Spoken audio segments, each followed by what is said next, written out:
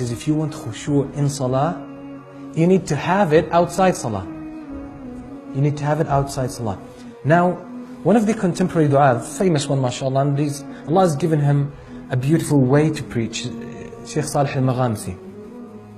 Shaykh Salih al-Maghamsi has a beautiful statement, and when I listened to that statement, it just shook me, and it kept me in a state of shock for a couple of days.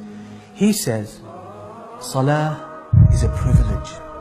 In Salah, you are standing before Allah subhanahu wa ta'ala. You are standing before Allah subhanahu wa ta'ala. You are standing in the presence of Allah. And that's a privilege and honor that Allah doesn't give to anyone. So Allah would not give it to someone who contradicts the meaning of salah in his life. It's all connected. Remember this. You will never have khushu' in salah unless you have it in all aspects of your life. So you can't be connected to Allah in the masjid and disconnected. So be sure someone who prays the 5 daily prayers in the masjid, reads Quran, and is excellent, seems to be excellent Muslim. You deal with him, he lies, cheats, disrespects others, etc. Be sure that's the same thing with salah, same thing with fasting. It has no essence, it's just a facade. It's a shell, empty shell. So if you want to have khushu', you need to, guess what? Change your life. You need to align your life behind salah.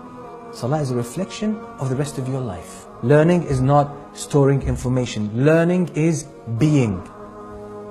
If you don't absorb what you learn and it becomes part of who you are, if it doesn't mix with your blood and your flesh, and it doesn't change you, you've wasted your time. Simple.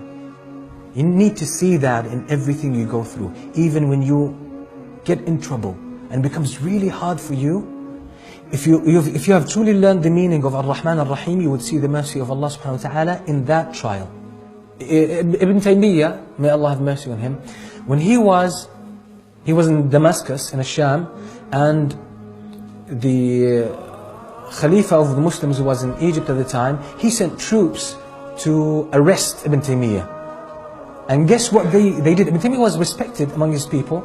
They handcuffed him, and they were riding the horses, and they were dragging him.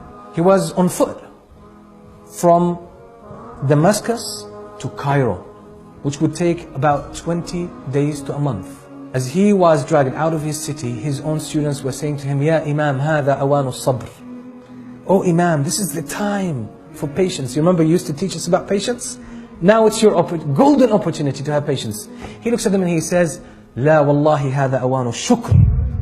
He says, this is the time for thankfulness. That's the time for thankfulness. He says, Wallahi, there is a sense of contentment in my heart that if it were to be distributed among the people of Damascus, it would be enough for each one of them. That's a man who really understood the meanings of the names and attributes of Allah subhanahu wa ta'ala. And now that's a man, now I say, if he stands up in prayer, this kind of man would have khushu'. The manner in which you pray your prayer reflects where you are in paradise, or where you are in the sight of Allah subhanahu wa ta'ala. Was Imam Ahmad ibn Hanbal. That's Imam Ahmad's statement. A lot of people say, I wish I could know, where I will be in paradise. And we have high hopes about that, yeah? He says, it's simple, you want to know? Look at your prayer. That's it.